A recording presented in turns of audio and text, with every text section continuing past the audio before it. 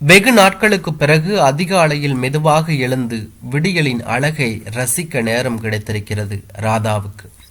மெல்ல உடலை நெளித்து சோம்பல் முறித்தபடி வந்து பால்கனி கதவை திறந்தாள்.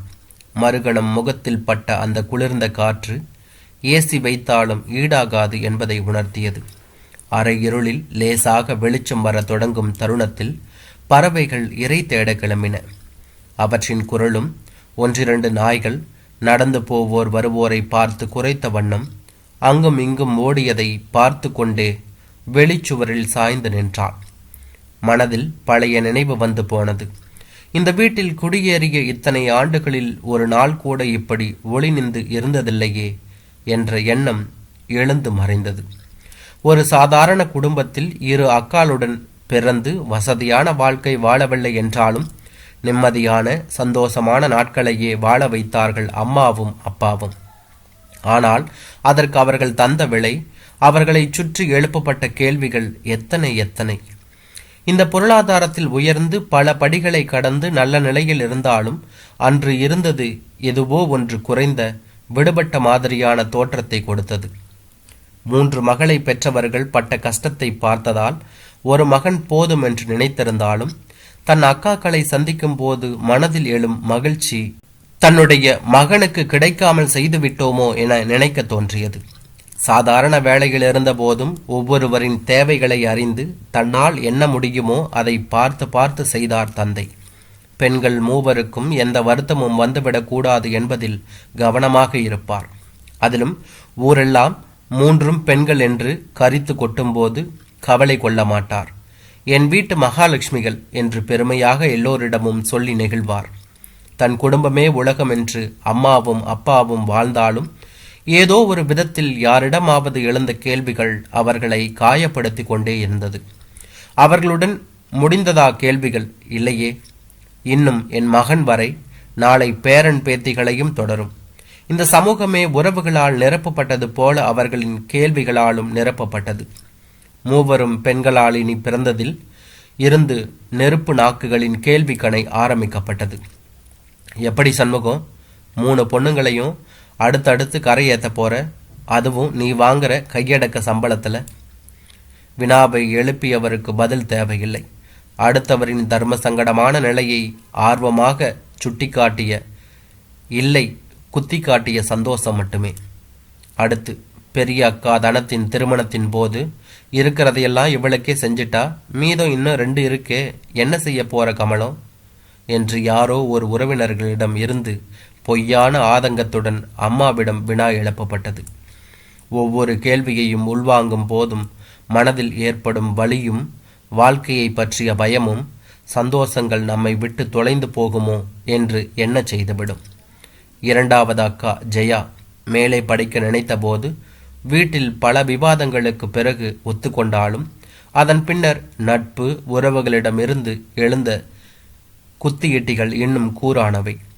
அதிகம் படிக்க வச்சிட்டா மாப்பிள்ளை கிடைக்கிறது சிரமம், அது மட்டும் இல்லாமல் அதுக்கு உங்ககிட்ட வசதி இருந்தாலாவது பரவாயில்லை என்று சூட்டுக்கோள் சொற்கள் வந்து விழுந்தன.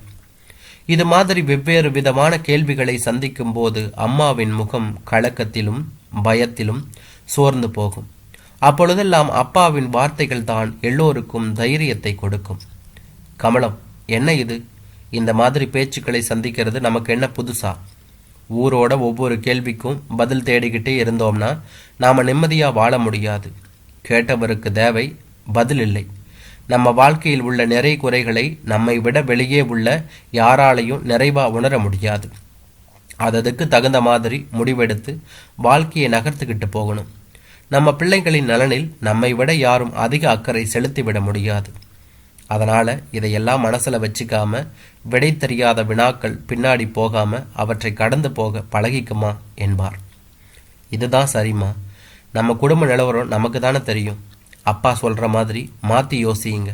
நீங்கள் தேவையில்லாமல் இதுக்கெல்லாம் கவலைப்படாதீங்க. அவருக்கு என்ன அறிவுரை சொல்லிட்டு போயிடுவார். ஆம்பளைங்களை யார் கேள்வி கேட்க போகிறாங்க? இந்த பொம்பளைங்களை தானே இதெல்லாம் கேட்பாங்க. அவதிப்படுகிறது நான் தான் என சங்கடப்படுவார். இன்று அம்மா சொன்னது எனக்கு பெரிதாக தெரியவில்லை. ஆனால் இன்று யோசித்தால் ஆண்கள் யாரும் மற்றவர்களின் குடும்ப நிலையை வைத்து அதிகம் கேள்வி கேட்பது போல தெரியவில்லை. அது ஏன் பெண்களுக்கு மட்டும் இத்தனை ஆர்வம் என்று புரியவில்லை.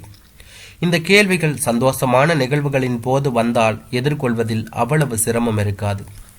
ஆனால் உச்சகட்டமாக தந்தையின் இறப்பின் போது எத்தனை விதமான கேள்வி அனல்களை சந்திக்க நேர்ந்தது. தன் கடமைகள் எல்லாவற்றையும் நிறைவாக செய்து முடித்த பின்னரே மனதுக்குள் முழுமை அடைந்த திருப்தியோடு இனி மனைவியை மகள்கள் பார்த்து கொள்வார்கள் என்று நிம்மதியாக தன் மூச்சை நிறுத்தி கொண்டார்.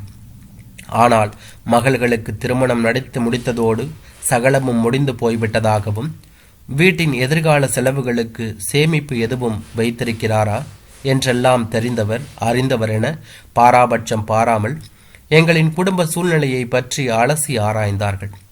அதற்கான தீர்வை அவர்கள் தரப்போகிறார்களா? இல்லை, அங்கு இருக்கும் நேரத்தில் வாலினிக்கு வந்த எதையாவது பேசிவிடும் தீவிரம் மட்டுமே கேள்விகளை எழுப்பியவர்களிடம் தெரியும். காரியம் முடிந்ததும் தான் என்ன பேசினோம், அது எதை யாரிடம் கேட்போம் என்ற நினைவில்லாமல் நிம்மதியாக சென்று விடுவார்கள். ஆனால் அவர்கள் எழுப்பிவிட்டு சென்ற பேரலையில் சிக்கி தவிக்கும் இதயங்கள் மீண்டு இயல்புக்கு வர வெகு நாட்கள் ஆகிவிடும். இப்படி சிந்தனை சிதறல்களில் நேரத்தை கணக்கிடாமல் நின்று கொண்டிருந்தவளின் பின்னால் வந்து நின்ற கணவன் விஸ்வம், என்ன ராதா, இந்த நேரம் பால்கனியில தனியா நின்றுகிட்டு அப்படி என்ன யோசனை என்றார். சும்மா பழைய நினைவுகள். அப்புறம் சுத்தி உள்ளவங்க நம்ம கிட்ட கேட்குற கேள்விகளையும் அதுக்கு அப்பா சொல்ற விளக்கத்தையும் நினைச்சுக்கிட்டு இருக்கேன். வேற ஒன்றும் இல்லைங்க. சரி, எனக்கு காஃபி போட்டு எடுத்துக்கிட்டு வா. இதோ என்று சொல்லிவிட்டு தலைவாசல் கதவு திறந்து பால் பாக்கெட்டை எடுத்து கொண்டு வந்து காஃபி போடும்போது வீட்டு வேலை செய்யும் பெண் வந்தாள். வா விமலா, நானே நினைச்சேன் இன்னைக்கு நிறைய வேலை இருக்கே, சீக்கிரம் வருவியோ மாட்டியோன்னு.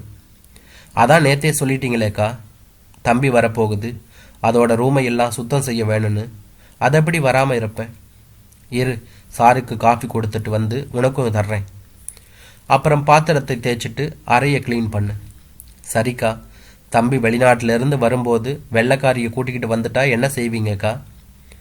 சூடாக காஃபியை எடுத்துக்கொண்டு நகர்ந்தவளின் காதுகளில் விழுந்த தீப்பிழம்பு கேள்வியில் அப்படியே ஸ்தம்பித்து நின்றவள் திரும்பி விமலாவை பார்த்துவிட்டு மனதிற்குள் மகனை பற்றிய கேள்வியின் தொடக்கம் என்று எண்ணியவளாக கணவனை நோக்கி நகர்ந்தாள். அந்த கேள்வியை செவிமடுத்த விஸ்வம் சத்தம் போட்டு சிரிக்க ஆரம்பித்தான். அதை பார்த்து ராதாவும் மெதுவாக சிரிக்க, இவங்களுக்கு என்ன ஆச்சு, நான் அப்படி என்ன கேட்டுட்டேன்னு இப்படி சிரிக்கிறாங்க என்று புரியாமல் கேள்விக்குறியாக நின்றாள் விமலா.